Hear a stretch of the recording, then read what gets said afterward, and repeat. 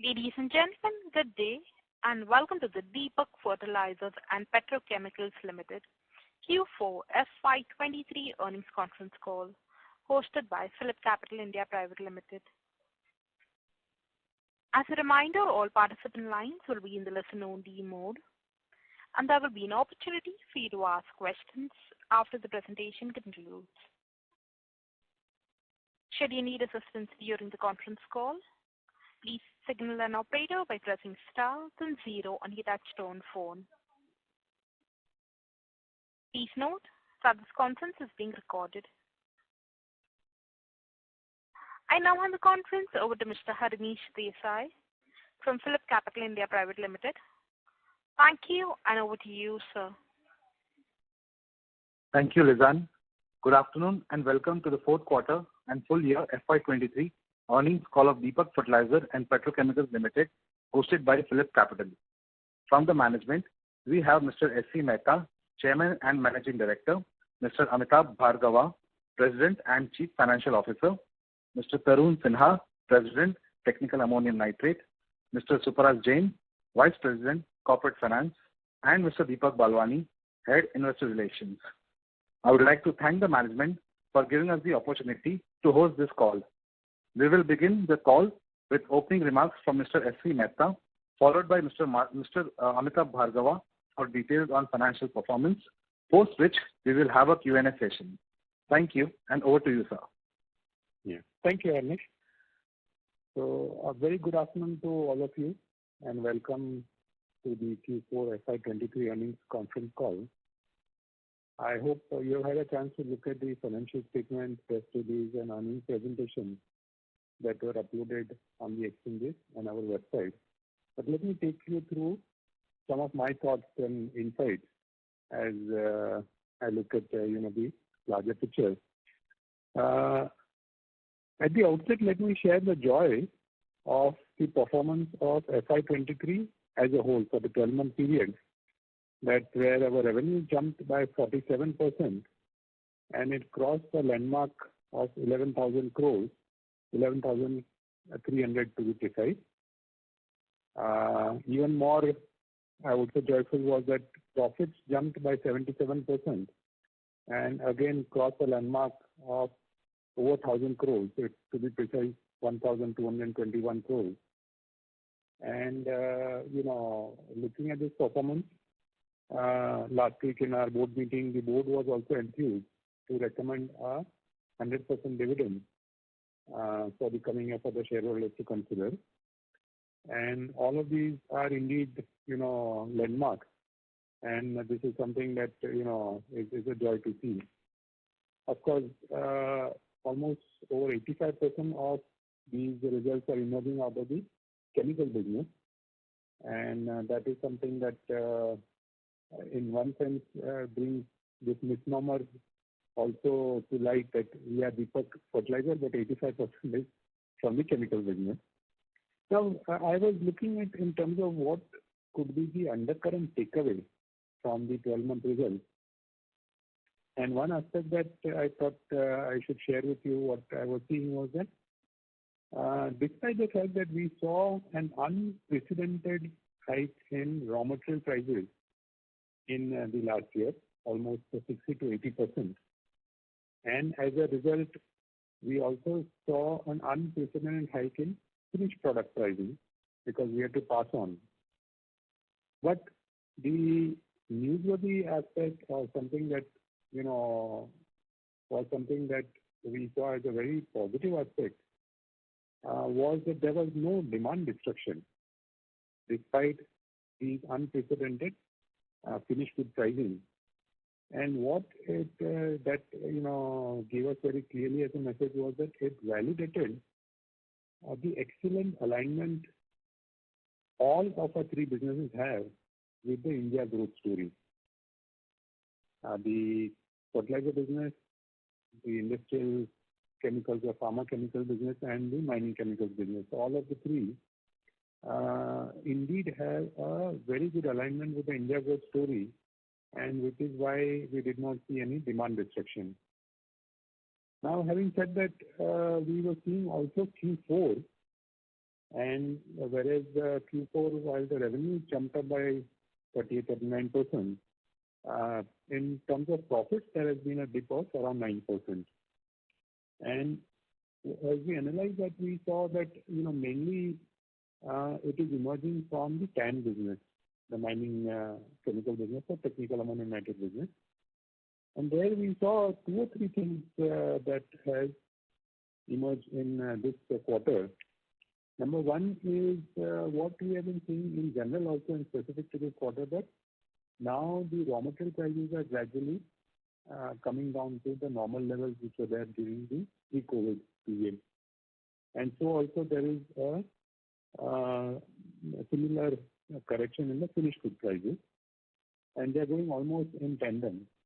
But we are seeing that in some other quarters, one precedes the other or the other precedes the first, which is where, for that particular quarter, there could be a little bit of an impact emerging as the raw material prices and finished good prices in tandem move to the lower levels.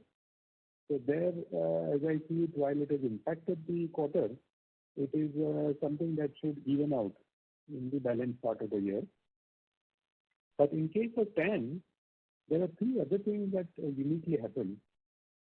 Number one is that the government had put a ban on exports of ammonium nitrate, and this is something which we were wanting to actually push, especially the low density porous grade, which is our top grade quality product.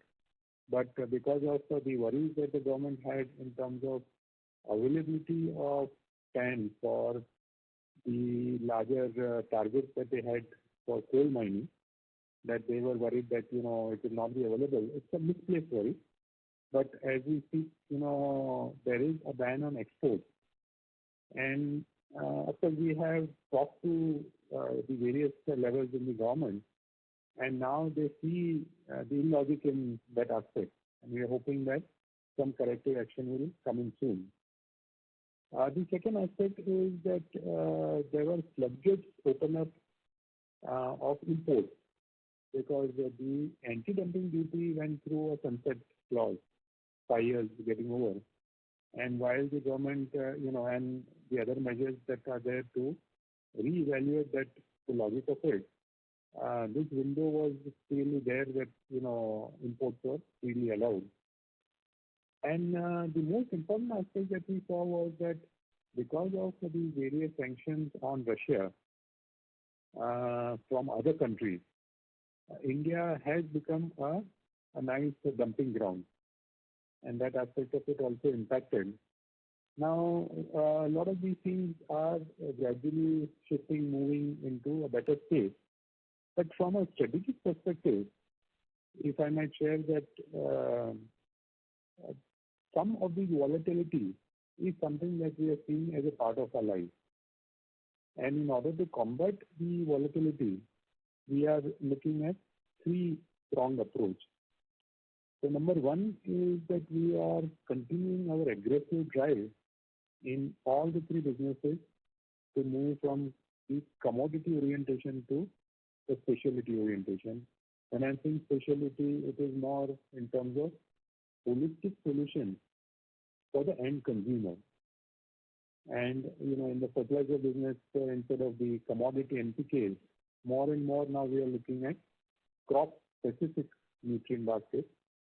And instead of focusing on the dealers, we are focusing on the farmers, as I'd shared last time also. And similarly, for the TAN business, there's very strong focus on technology-based holistic offering, TCO, as they say, for various infrastructure projects. So first aspect that we are seeing as a strategic imperative to deal with the volatility is a continued strong drive to move from commodity to specialty. The second aspect that we are also seeing in order to combat the volatility is, again, what we have put into effect, which is a backward integration into a raw material, which is ammonia, which can become a very great risk mitigator so that the volatility of the ammonia prices stays within the group. So there again, as what we had committed, before the end of Q1, we are looking at, declaring commercial production. And as we speak, we are in the very last legs of commissioning activities that are going on at site. But that is going to be, the ammonia is going to be also a good risk mitigator in the longer run, so that, we have a good, I would say, combat for the volatility that otherwise would have impacted us in the ammonia pricing. And the third is we are moving more and more in a lot of our products for a natural hedge, where the finished good prices are somewhere interlinked with raw material and forex, so that, some of those become a pass-through. Now, as I look at the balance part of the year, in terms of the major undercurrents, number one, as far as the TAN mining chemicals sector goes, the coal mining, upswing that we are seeing, and so also in case of cement infrastructure, those, both very positively in terms of at least the demand, the needs that are there. And there, like I said, we will continue our drive for holistic product offering in terms of product plus solution rather than just product. In case of the acids business, the China plus one aspect is something which is, continuing to give a good demand, continued good demand for the acids. And in fact, it is leading us to very seriously look at additional capacities, looking at the growing market. And even in case of acids, we have got some very good breakthroughs for specialty grade acids for the steel sector or for the solar industry. And that is something that we are pushing. Once we have a good proof of concept, I believe that, even the export markets could open up for these specialty grades. In case of IPA, where we have struggled with the dumping from China, now thankfully the safeguard duty has kicked in, and that is something that is going to give us a certain kind of insulation. And additionally, of course, our drive to move the commodity IPA into pharma grade IPA also continues. On the CMB, the crop nutrition space, we will continue for the balance year or years ahead to focus more and more in terms of the crop-specific, NPKs, and working more and more closer to the farmers, so that, the move is from pure price-based, commodity-based selling to more value-based and value pricing kind of approaches and thoughts. Like I said, the ammonia available from our own plant will become a good risk mitigator. And whereas we have tied up almost 68% of our gas requirements for the next 3 years, we are just about round the corner to tie up the balance that is there. And lastly, our demerger activities are, in the right direction. It's a matter of, I would say, little time. The NCLT process is on, and we should be in a position to look at, I would say, effectively implementing the demerger. And what it will do is, as you're all aware, it will get a very strong focus on each business segment now being housed in a, independent corporate entity. So right from the board to the lowest level of management will be very strongly focused on that specific sector. And, obviously, this would open up also various kinds of further corporate restructuring ideas and thoughts. So that is also something which is in the right direction. So with these, I would say, initial thoughts, let me hand you over to Amitabh, who can take you through all the details of the figures and how the year and the quarter went by. Amitabh? Yeah, thank you, Mr. Mehta. Good afternoon, gentlemen, and thank you for joining the Fertilizer and Petrochemicals conference call. We are presenting our Q4 FY23 results. I think Chairman did cover at length a number of aspects, so I'll just keep my statement, very brief. Just to quote the numbers, BSPCL has successfully concluded FY23 with a record-breaking financial achievements of our highest ever revenue and PAT figures. For 23, we reported a substantial growth in our total operating revenue, which amounted to about 11,301 crores, representing an impressive YOY increase of 47.5%. Our operating EBITDA was rupees 2,165 crores, a growth of 60% on a YOY basis, and a profit after tax of 1,221 crores, growth of 77.6%.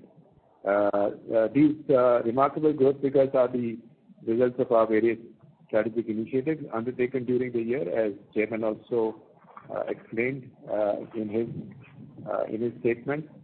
As on March 20, as of 31st March 23, the company has net debt of 2,518 crores with net debt to equity of 0.48x.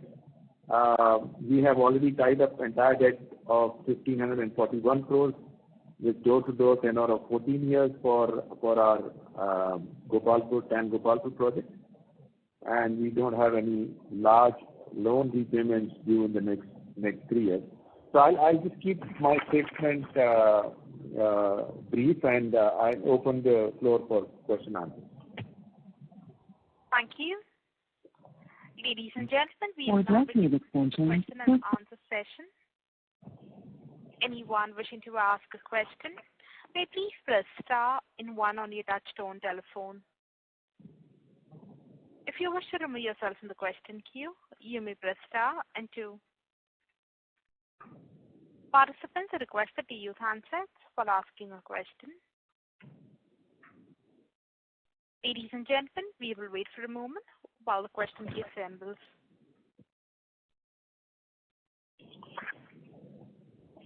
The first question is from the line of Vishal Prasad from VP Capital. Please go ahead. Hi, good afternoon. So, Amitabh, I think sometime in 2021, I had asked about our capex, and you had explained in detail why we are doing ammonia backward integration and the benefits we would have.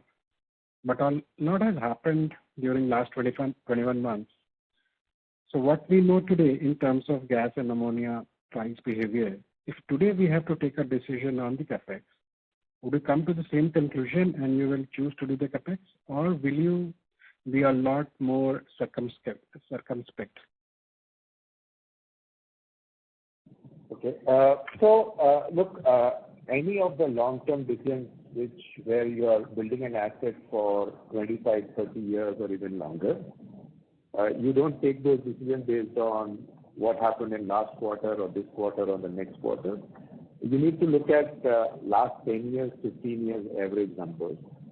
Now, what has happened, and you're right in that the gas prices have gone up, and we know the reason why gas prices have gone up. One of the factors has also been what has happened in terms of geopolitical changes that have happened in Russia-Ukraine war, and therefore suddenly Europe clamming for more gas. Now those are the kind of events no one would be able to anticipate. But that said, that still doesn't change the fact that in a matter of time the gas prices will become, and they have already corrected significantly from what we saw in terms of peak to, we are looking at today, let's say a JKM of around 10 or little less than 10. So we are seeing gas prices coming down. We also equally are at a stage where, barring our next 2 to 3 years, which we have tied up, beyond those 3 years, next 15 years of gas that we are looking to tie up, 10 to 15 years, is at significantly competitive rates because there are more capacities coming up globally of LNG. Equally on the ammonia side, the fundamentals haven't changed. That there are no significant investments that happened on standalone ammonia plants globally, which is what typically would decide the prices of traded ammonia or the price at which we would end up buying ammonia. Today, yes,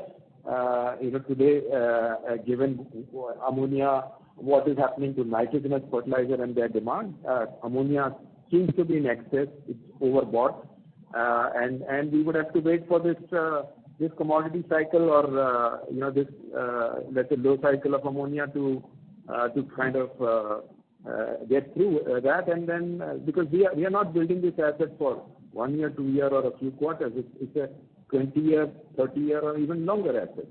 So I think our decision, certainly one does get influenced by here and now, but certainly, in these kind of long assets, you have to take a 10-year, 15-year view, and you can't get bogged down by a high price of commodity or a low price of commodity. Those cycles we always knew that those cycles would come in ammonia and in gas. So my answer would be that we would still, by and large, we would come to the same decision, because for us it's a 15-20 year view, not a quarter view. Sure. So I was having a conversation with a company based out of Punjab, and not in our sector but in other sector, and they had similar benefits as we have got for our capex, where they will get the SGST refund. However, over many years, they haven't got a single penny from the government, in spite of them putting a lot of effort and having all the paperwork ready.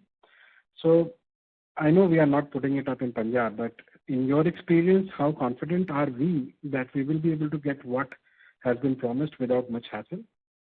You're talking about the state policy, Right. And the incentives. Right. We have made investment in Gujarat, and we have started getting those incentives.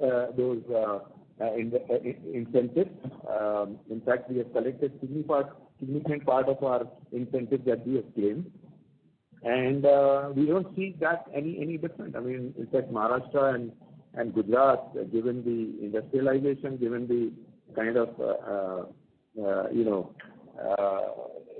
investment that these states have attracted, I think their policies as well as their the way they would implement their policies is not going to be any different from each other. Okay. So Tarun, we work with Coal India and other miners where we sell our explosive solutions. And we also supply to solar industries. So what is the difference between what we supply to the miners directly and what we supply to solar industries? My colleague Tarun is there. Tarun, would you like to take that question? Yeah, absolutely. Am I audible, Amitabh? Yes. Oh, okay. Yeah, thanks for the question. So first thing is the product that we supply to solar industries, that is technical ammonium nitrate, which is actually used as a raw material by solar industries to produce commercial explosives. And then that commercial explosives is supplied to Coal India and all other mining companies across the country as a finished product. So that's what we do with solar industries. Now, what we are doing slightly differently as well, which is what Chairman mentioned in his opening address, which is a shift from selling just product, and technical ammonium nitrate is just product, to selling products, but also getting closer to the end consumers in the form of holistic solutions. So who are the end consumers for us in this context? They are again the mining companies, the infrastructure projects, and so on and so forth. So what do we do in that business model? It is about, again, a term which was used by Chairman in the opening address, a term called, total cost of ownership, TCO, in short is what we call as, which basically means we work very closely with the end consumers, again, the mining companies and the infrastructure projects, to first baseline and benchmark, their operating cost, which is cost of extracting mineral, cost of extracting rock. And then we put in technology together with some specialized differentiated explosives products, which is not technical ammonium nitrate. And that's the difference fundamentally. And then we commit ourselves to certain improvements in the cost of mineral extraction, which is basically in simple terms, productivity improvement in the mines and infrastructure projects. And that's the solution we provide. So parallelly, we are running two business models. One is product as product, which is the first example I gave. And the second one is, complete holistic solutions for mine productivity improvement, which is where we go direct to the end users, which was being talked earlier. So do we compete directly with the solar industry? Because this is what they do. Just one follow-up, ma'am. Just one follow-up, please. So, Arun, do we directly compete with solar because they provide the same thing to consumers, right? As I said, our business model is very different because most of the explosives manufacturers in India and explosives vendors of Coal India, they just supply products which are explosives and get paid for that, which is through the rate contract that we have, let's say, with Coal India or other mining companies. Whereas we do not sell explosives as explosives only. We basically provide a holistic solution, which I was talking about earlier, which is a mine productivity improvement program. And then we invoice to those end users based on the solutions that we are providing instead of the products, explosive products, or something else that we are providing. In some cases, we have gone to the extent of structuring our contracts, which we call as outcome-based contracts. What it means is we also get paid on the basis of the outcome that we generate as a result of the solutions that we provide, which is very different compared to getting paid on the basis of input that is supplied to a mining company, which is explosives. So it's a very different business model compared to what other explosive manufacturers are currently working on in India. Sure. Thank you. Thank you. The next question is from the line of Vidit from IIFL Securities. Please go ahead. Hi, thanks for taking my question. My first question was again coming back to the new ammonia plant. So we've tied up around 2/3 of our procurement for the next 2 to 3 years, at least our near-term procurement. Can you guide how much this is and what cost we'll be paying for at least in the near term? And also, if you could give us an update on the current dynamics of the plant in terms of how much we'll be making at prevalent rates of ammonia and gas. So your first question is in terms of the quantity of gas. So we require roughly about 1.3 million cubic meters of gas per day, and we have tied up about 68% of that. That said, the balance 32% is also at an advanced stage in terms of finalizing the commercial terms and signing the gas supply agreement. These gas contracts have different underlying price benchmarks, mainly Brent.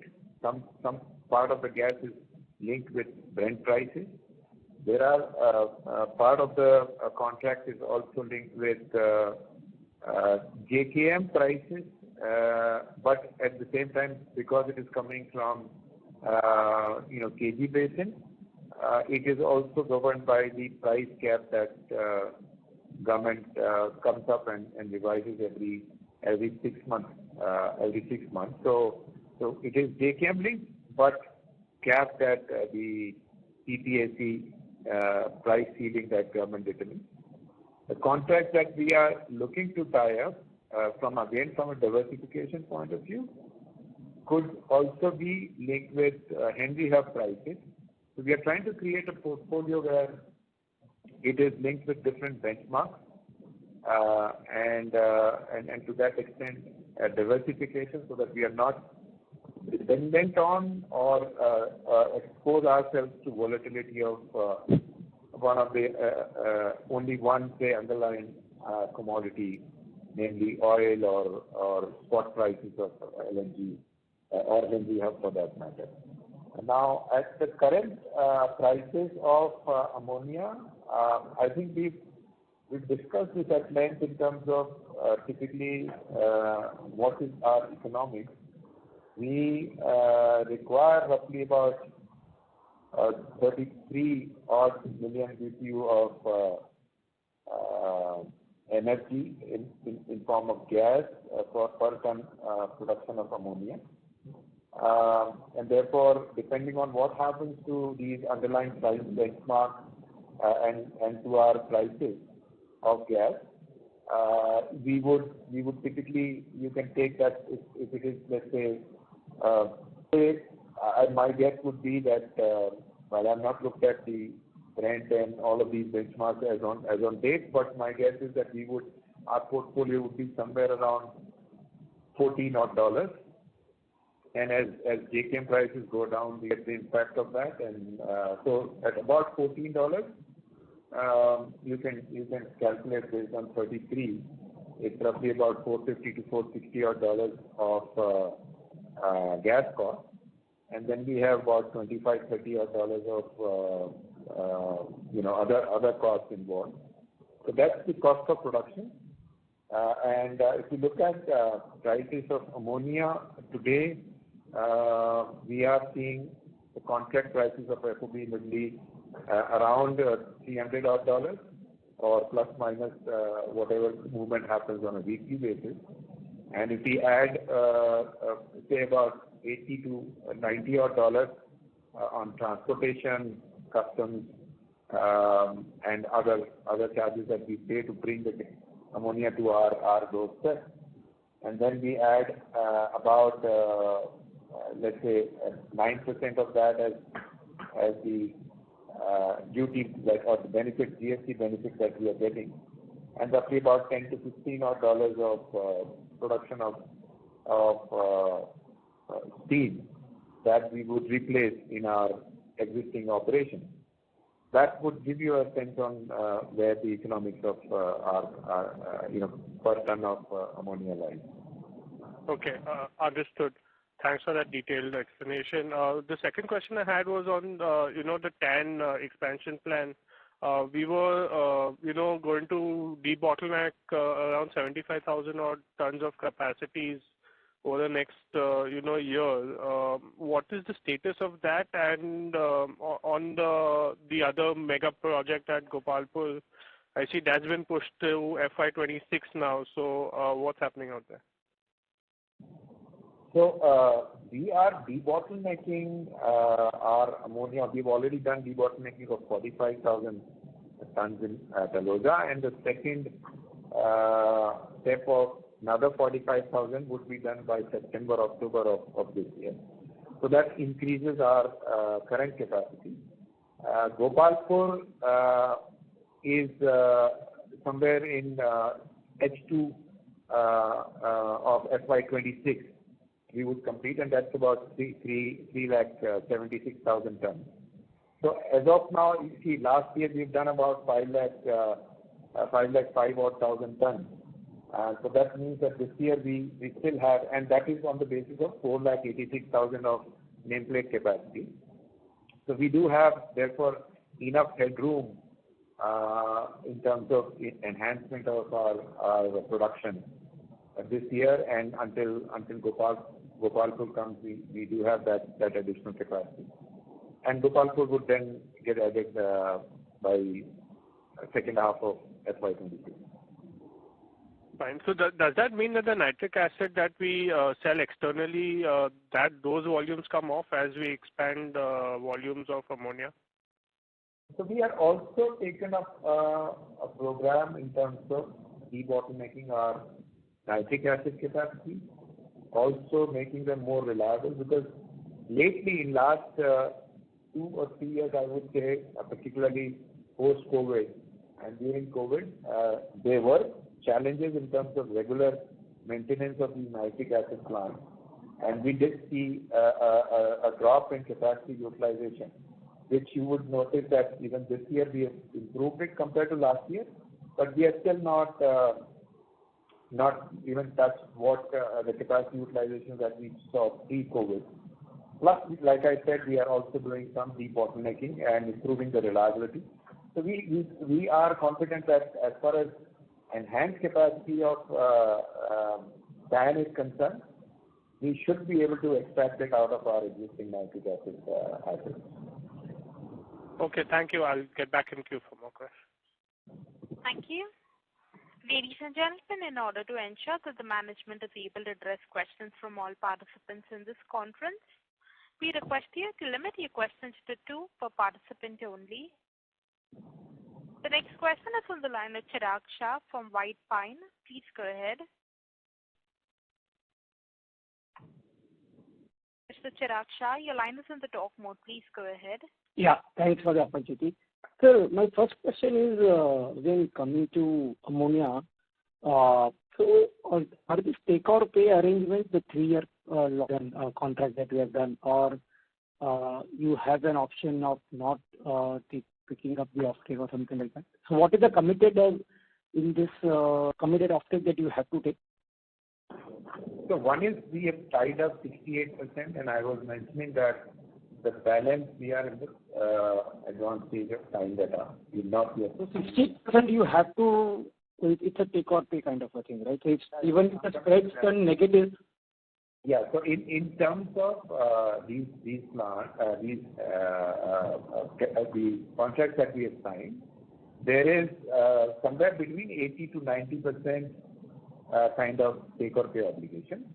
That said, what we've also done in some of the contracts is that we need not, even if we were to, they were for the reasons related to, let's say, plant initial hiccups in terms of capacity utilization, we have the option of settling the take or pay on net proceeds basis, meaning that the aggregators through whom we are buying it, if they sell it in the market, we can bear the balance or the difference cost also. So we have, all of those arrangements. There is also a make-up arrangement typically in these contracts. That if you don't take a part of the capacity and you pay for it, you can then make up, or you can take that in future quarters. So it's a combination of all of these that works in these contracts.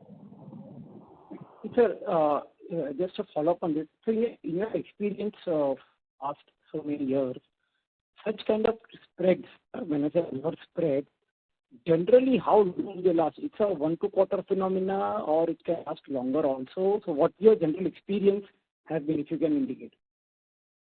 So like I was mentioning, and I related to the first question that was asked of, our if we had taken the same decision based on the current prices. We took our decision based on last 10-year and 15-year price trend. And there, as mentioned earlier as well, that on an average, in 10 to 15 years, whatever horizon we take, the average cost of ammonia has been about $420 to $430 of FOB Middle East, and about $80 of additional cost, whether it is ocean freight or customs or local transportation and port storage.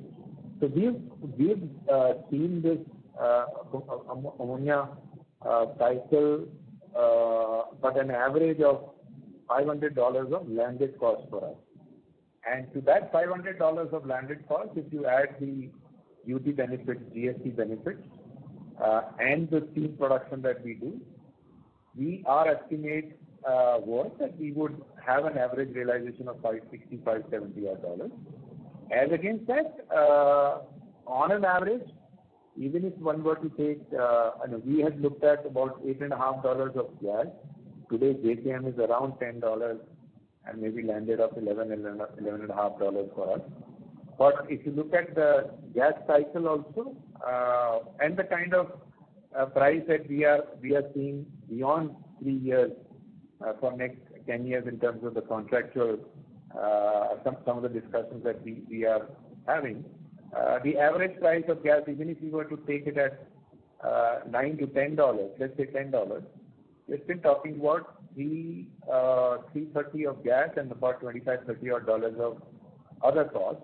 That leaves almost $200 of per ton of margin. So $180 to $200 per ton of margin average is the basis on which we took this decision. You know that 6 months back the cycle, despite high prices of European gas, ammonia was at almost $1,100 FOB Middle East. Now the margins would have looked very, very different at that stage. So I think we need to look at it more from an average standpoint over 10-year, 12-year time frame, because at the end of the day, it is also, we have not set this up for trading this capacity or selling it outside. It is for our own internal consumption. And to the extent there are ammonia prices go down, we do have certain benefits in some of our products where our margins improve, and therefore on an integrated basis, we still find that this is an investment which would give us the desired return. And we've also spoken about the aspect that as we are increasing our total ammonia consumption, we are seeing challenges on JNPT. The kind of disruptions we have seen in freight, we have seen it in ports at different locations. That questions the very sustainability of our downstream operations, and that's the risk that we have now addressed through this backward integration. You can't put economic value to everything that you sort of from a risk perspective. So that's another aspect of that needs to be kept in mind. The last question, if I can squeeze in, on the TAN, this solution-based offerings, one, how much percentage it contributes to our asset business, if you can indicate, and how the trend has been? And secondly, in terms of incremental economics, how much is differential for us? If you can help us understand that also. Profitability differential or the margin differential. I couldn't get your question. Let me just ask my colleagues if they did. Have you understood the question? I will repeat the question, sir. So Amitabh, Tarun, yes. Okay, go ahead. I've understood your question, but go ahead, please. So the first part of the question was what percentage of the revenue or of the business is the solutions, model. Yeah, that was the first question. And the second question, as I understood, was what sort of margins or differential margins are we making out of the solutions model? Is that correct? Were these the two questions? Yes. Okay, fine. Okay, so on the first part, we have started this business model of holistic solutions about a year and a half or so back from now. So it is in the nascent stage of its journey. It's coming up quite nicely, and we are seeing some very positive responses across all the end user segments. And the way we categorize the end user segments, because that also determines the profitability, of the model. The way we categorize the end user segments in the solutions model is there are three end user segments. One is what we call as the coal mining segment, where we operate directly with the coal mine operators through that solution model. The second is, the non-coal mining, which is all kinds of metals and limestone, but they are still mining. And the third, end user segment for us, for the solution model, is the infrastructure segment, where we operate in different kinds of infrastructure projects. Now, because this solution model has been, a journey which was started about a year and a half ago from now, as of now, it's picking up. It's a small portion of the overall business. But certainly as we move forward, because of the group strategy that Chairman was talking about again in his opening address, it's about moving from just being a product supplier to a holistic solution provider also. So this will pick momentum in all the three segments, and we are already seeing a lot of pull because there are not too many companies in India which are operating on the solution model that I was describing to the earlier question, one of the earlier questions, where I said that we are also building a business model whereby we are trying to get paid for the outcome that we generate, instead of just the input being provided to the mining companies or the infrastructure project. That's the fundamental difference. And these models take time, to get matured because not too many companies are doing this in India. So that's the first, that's the answer to the first question. And in terms of the margin, is the second question, which is around the margin. Obviously, because the solution model has got a lot of value for the end consumers, because basically it means improving their cost of mineral extraction or improving their cost of rock extraction if it is a quarry project for that matter. Naturally, it comes along with products and services and solutions all bundled together instead of just a product being supplied as an input. So margin levels are much better compared to the product-only model. Now again, these in terms of what is the margin and what's the delta, between this model and the product-only model, I would qualify these as commercially sensitive information at this stage. So I won't go any further on that. Okay. Thank you. I'll come back on. Thank you. The next question is from the line of Deepak Poddar from Sapphire Capital. Please go ahead.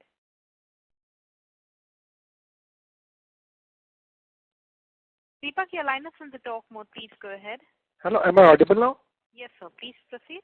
Okay. Yeah. Thank you very much, sir, for the opportunity. Sir, I wanted to dwell more on the ammonia mechanics that you mentioned.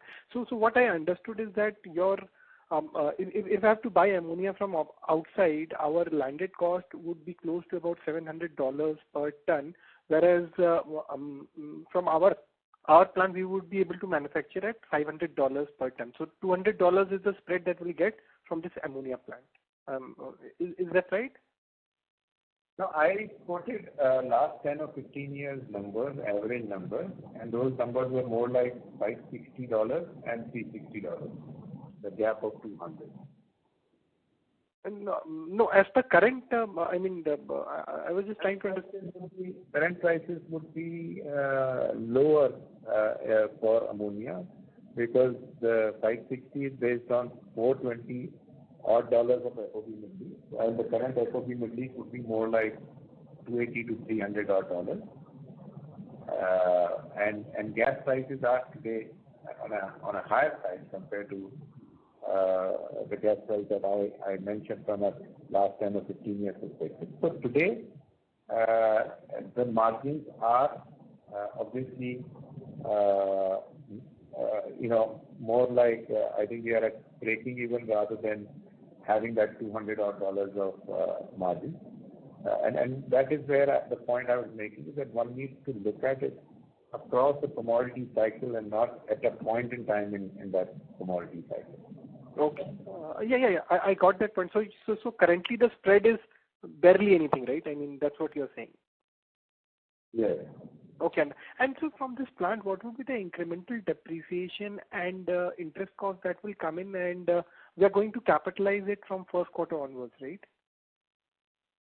Yeah, we are expecting the commercial operation in the first quarter. Given that we are already in May, so we would get the depreciation largely from second quarter onwards. So depending on when we commence commercial operation, the interest cost would be in the range of somewhere about.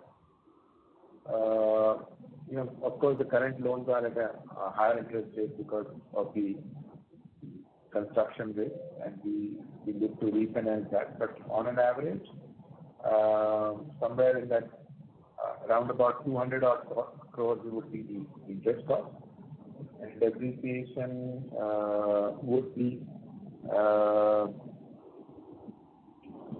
276 to 300 odd crores of per annum.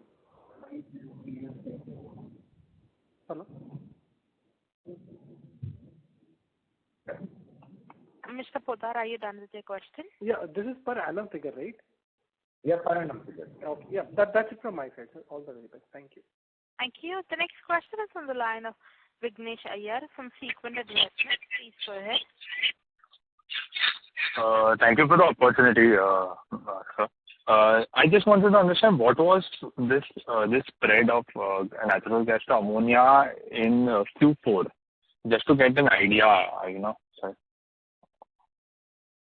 So let me just correct one figure. Depreciation will be around 110 odd crores. Sorry, what was your question? I missed it.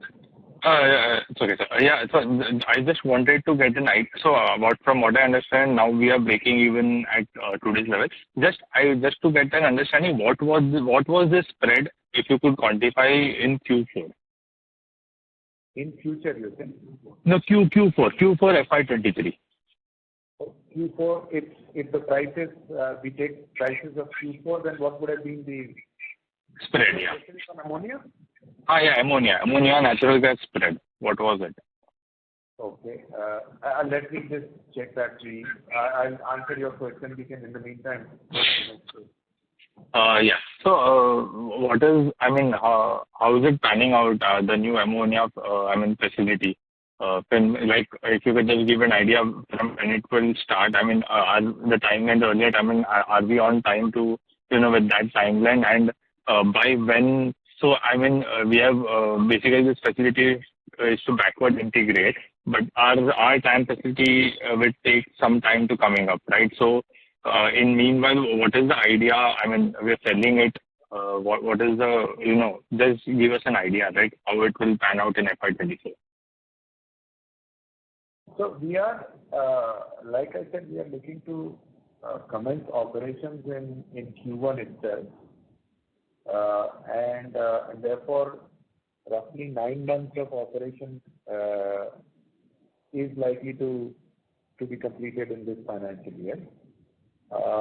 We need to still see what kind of capacity utilization, but ammonia plants, technically speaking, can ramp up to 100% capacity fairly quickly. But we have to see whether we touch that capacity soon enough. But we are confident that this year we would run it at least average of 80% capacity utilization. So overall, I think 75 to 80%, given that we are also losing 3 months, roughly 3 months in the year.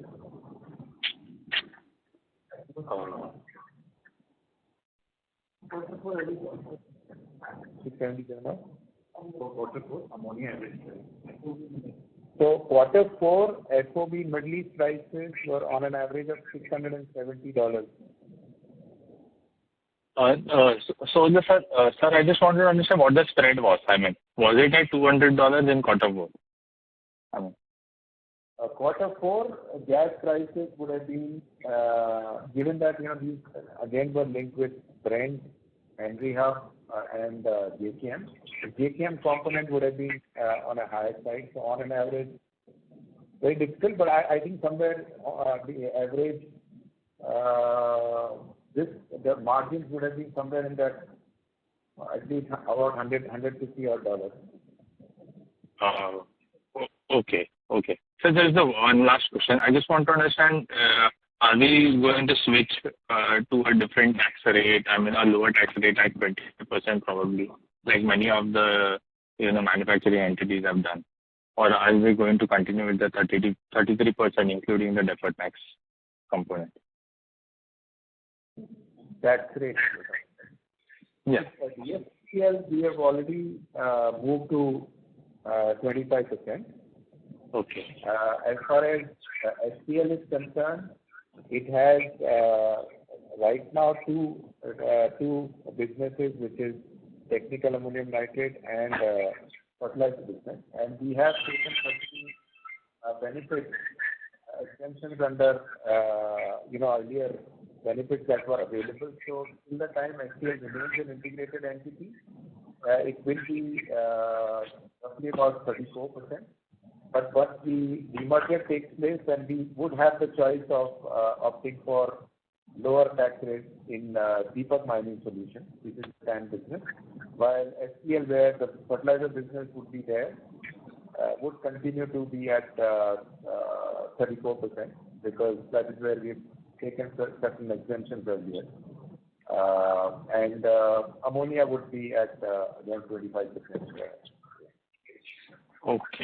Okay, fine. Thank you, sir. That's all from us. Thank you. The next question is from the line of Chirag Shah from White Pine. Please go ahead.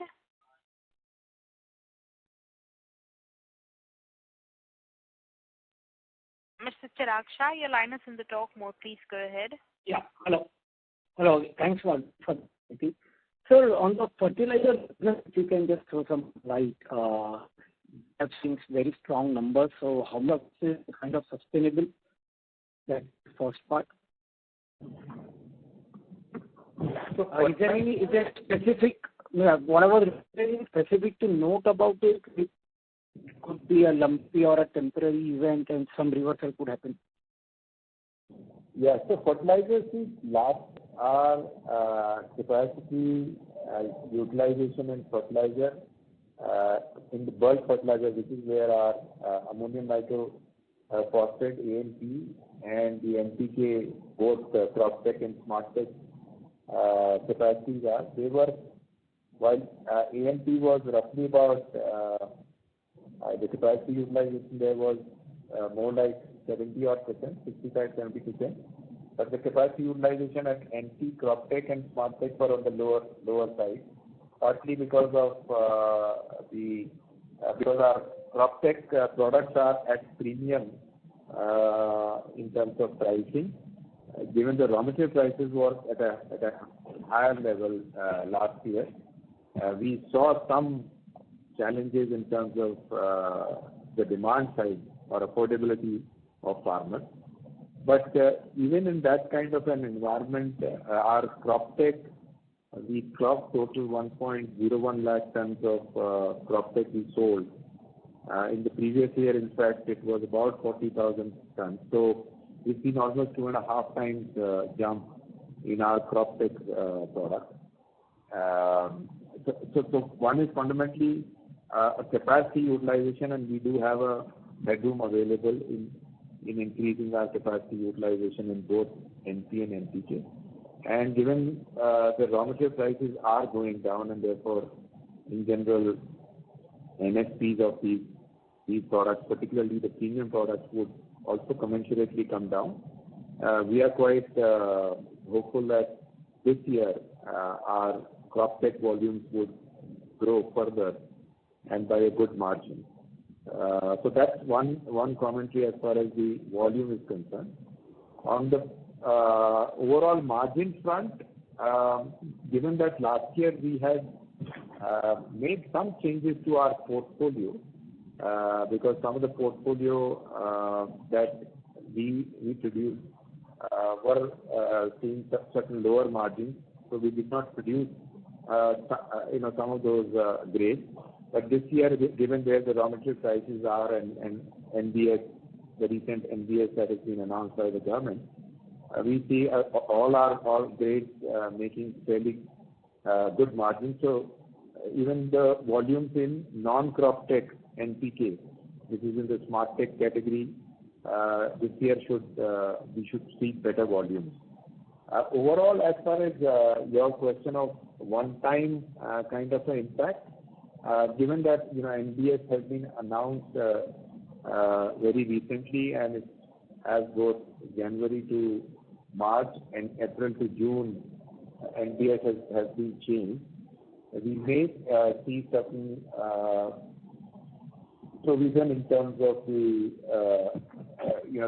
subsidy which we had put. Compared to that, the change in NBS on the inventory which was lying in the channel, we would see some effect of that in our coming quarter. So that is more like a one-time impact that we would see. But from a longer-term perspective, lower raw material prices are in fact a better outcome for us from our aluminum margin perspective. Sir, no specific call-out for Q4 also, right? Because sequentially also Q4 fertilizer segmental performance is extremely strong. So no specific call-out for Q4 also, right? It's normal. It's business as normal kind of thing. Yeah, it was normal. In Q4, in fact, Q4 overall margins were better despite lower volumes, and that reflected in the numbers. And we'll have, like I was mentioning, that some effect of revised NBS would come in Q1 in that sense. Okay. Thank you very much, and all the best. Thank you. The next question is from the line of Ranjit from IIFL. Please go ahead. Yeah, hi sir. Thanks for giving me the opportunity. The first question is, in the opening remarks, Mr. Chairman has alluded to some headwinds in the domestic TAN business with the influx of imports. So just wanted to get a sense, how do we see the profitability panning out over the next 1 year? And that also with our own backward integration into ammonia, so we always have this decision to make whether to buy or make. How would that play out for our base TAN business over the next 1 to 2 years? So TAN business, as Chairman was also mentioning, that there's been increased import in Q4 and there's been high opening inventory. To that extent, we are going to see some pressure on the prices. But fundamentally, as far as the demand sectors are concerned, whether it is coal or the infrastructure, there we are not seeing any weakness. In fact, if at all the kind of investment government has announced, we are likely to see better uptake on the infrastructure segment. So demand-wise, in fact, volume-wise, we are hopeful that this year, with our increased capacity, which last year we utilized partially, but this year we have that available for the full year, our volumes should be better. Margins-wise, if you see current prices and the current import situation is such that we may see some pressure on the margin side. But we'll have to see by the time the season again picks up post-monsoon. We'll have to see what happens to the prices of both imported TAN and ammonia. Your question on buy versus make was it for ammonia? Because I heard you bring it in context of TAN. So buy versus make at this moment, we were anyway, even earlier we were making roughly about 100,000 tons of our own ammonia from an old plant which was actually far less energy efficient. So we are going to the extent of our own requirements, we would actually see a better economics in the operations of the new plant because it's far more energy efficient. Assuming the same gas price, our cost of production from new plant would be better than what it was from the old plant. That's one aspect. The second aspect that in the event we produce more ammonia than what we consume, we are also seeing that the local traded ammonia or ammonia that is bought by players whose consumption is on a smaller level and where they don't import directly, the prices of that are today almost, I think roughly about almost 50 to 60% premium over import parity prices. So the traded ammonia, local traded ammonia, which also has a significant volume, is actually trading at significant premium to import parity. And that's because most of the players who are producing ammonia and trading it in the market, particularly the fertilizer players who produce excess ammonia, their cost of production is high given where the gas prices are. Therefore, we are also seeing an opportunity of selling a part of our production in the domestic market, particularly if we were to run both our old and new ammonia plants. So we'll see a combination of that playing out in terms of our margins and our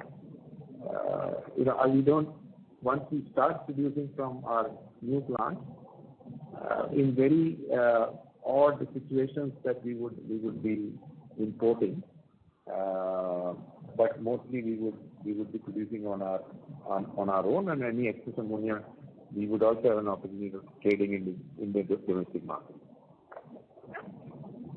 Sure, sir. Are we allocating any portion of the new ammonia plant towards fertilizer? No, there is no such requirement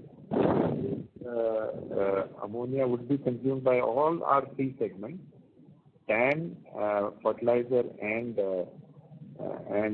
acid. And the gas that we are buying, we are not buying from any priority sector allocation. So from that perspective, we are free to allocate it to any of our product portfolio. Sure, sir. Thank you. And one last thing, how do you see the peak debt panning out over the next 1 to 2 years? Now that we have kind of pushed the Gopalpur plant, to what would be the peak debt levels over FY24 and 25? So I think we've mentioned earlier, there are two capex that we have undertaken, ammonia and TAN. Ammonia has, if you look at cutoff of March 31st, 23, has about 700 odd crores of additional cost that needs to be incurred. We may largely fund it by way of our internal approval. We may not, while we have tied up the bank debt, we may not draw more debt, at least for ammonia. As far as TAN is concerned, over the next 3 years, we have roughly about 1,500 odd crores of debt that we would draw down. And we would also be typically paying 250 to 300 crore every year from our existing debt, amortization of our existing debt. That's the way the numbers are looking currently. We've also, I think we've made that point earlier as well, that our ammonia as well as Gopalpur TAN debt that we have tied up are, from an amortization perspective, are long-term debt, anywhere between 10 to 14 years of repayment cycle.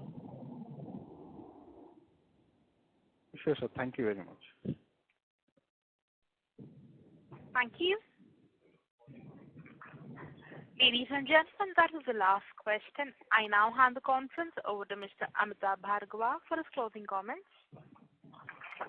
Well, thank you everyone for your participation. They were interesting questions, and I think most analyst investors were focused on our ammonia plant, which is rightly so, because we are going to start our operations very soon.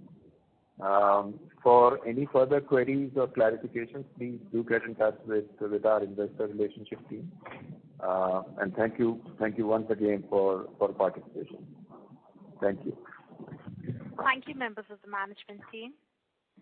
Ladies and gentlemen, on behalf of PhillipCapital India Private Limited, that concludes this conference call. We thank you for joining us, and you may now disconnect your lines.